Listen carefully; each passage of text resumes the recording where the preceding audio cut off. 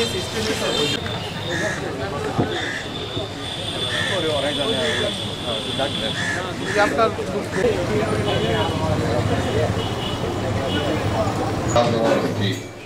স্বাস্থ্য ঝুঁকিতে রয়েছে।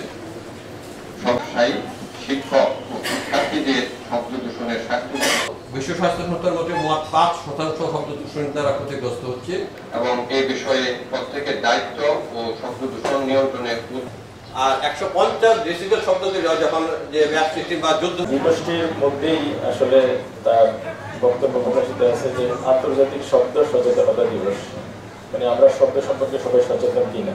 ডান পাশে স্কুল শিক্ষার্থীর একটা বিরক্তি প্রকাশ করতেছে তার সাবেক ডেপুটি কমান্ডার জনাব সুজাত আলী ফকির মহোদয় উপস্থিত সম্মানিত।